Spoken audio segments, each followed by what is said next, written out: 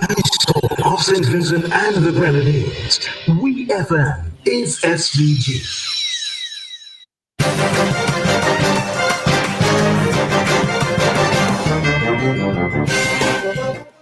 Good afternoon and welcome to VFM's Midday News, brought to you with the kind compliments of Courts St. Vincent Limited.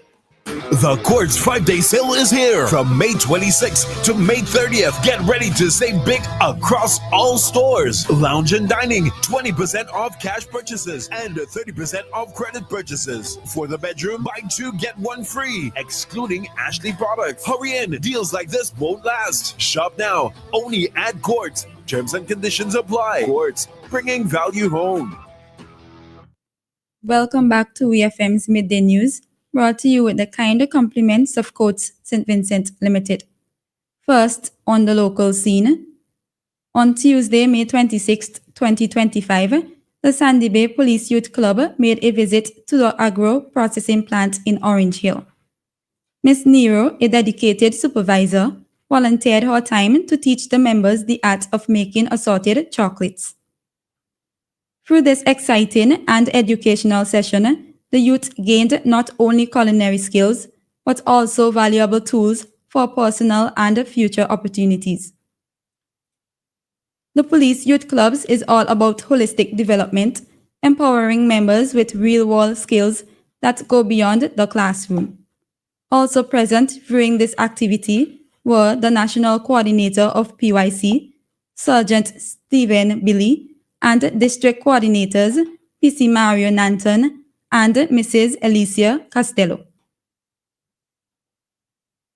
St. Vincent and the Grenadines has 880 students enrolled at the University of the West Indies UWI Global Campus, the largest number for any single site in the entire university system. Speaking on radio on Wednesday, May 28, Prime Minister Dr. Ralph Gonsalves said that St. Lucia's population is 80,000 people more than SVG's population, but they have 530 students enrolled. The Prime Minister said that they were ahead many years ago, while noting that Trinidad and Tobago is the only country in the region competing with us when it comes to students being enrolled. He said the government has a commitment to responsible governance and sustainable national development and engages in principled leadership over short-term financial gain. Dr. Gonsalves added that the government is guarantor for a loan of 16 million EC dollars from the Caribbean Development Bank in an effort to support the university system. The Prime Minister said that the government's push towards education is more important than commodifying essential services. The Prime Minister remains adamant that the country will not fund its development by selling passports or privatizing utilities. Still on the local scene, Prime Minister Dr. Ralph Gonsalves said the National Insurance Services, NIS, has recorded an increase in active contributors over last year's figures. Speaking on radio on Wednesday, the Prime Minister said that reform measures being implemented has ensured that the nation's Social Security Agency is in strong standing. Dr. Gonsalves said the number of active insured persons currently stand at 48,528. The number of self-employed contributors is 1,356, and the number of active voluntary contributors is 247, giving a total of 50,131 contributors. The NIS is doing better this quarter compared to last year's quarter, partly because of the uptick in the economy and partly because of some reform measures we have put in place and internal efficiency at the NIS, Dr. Gonsalves stated. In the first quarter of 2024, active contributors stood at 46,856. Dr. Gonsalves also noted that reports suggest that there are more people employed than the active contributors. About 80% of the people pay NIS. Between 2000 and 2019, there was a 41% increase in NIS contributors. On to news in the region. Police Constable Maurice Hilton was placed before the Kingston and St. Andrew Parish Court in Jamaica, where he appeared by way of summons in relation to an assault of a man. According to a release from the Independent Commission of Investigation, INDICOM, it is alleged the officer used excessive force against the complainant when he struck him in the head with a baton. The incident, which occurred on July 30th, 2024, along Shortwood Road in St. Andrew, was captured in a video recording. Following an investigation by INDICOM, the Office of the Director of Public Prosecutions ruled that Constable Hilton should be charged with 1 count of assault occasioning actual bodily harm, contrary to common law. Constable Hilton was bonded over for the next court date on June 30th. Police suspect the killing of 21-year-old Salim Abdul in San Fernando on Tuesday may be linked to attacks of the Maharaj family, who own and operate R&J Celtech and other electronic stores.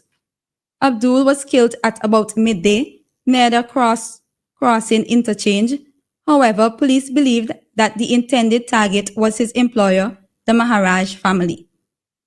According to police reports, Abdul and his employer were seen in a Toyota Hilux, which went to pick up a Mercedes-Benz that the employer had just acquired.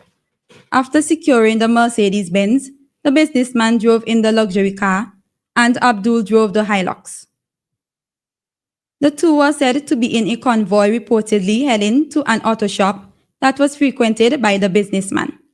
While on the roadway, another vehicle pulled up to them and opened fire on both vehicles, then sped away.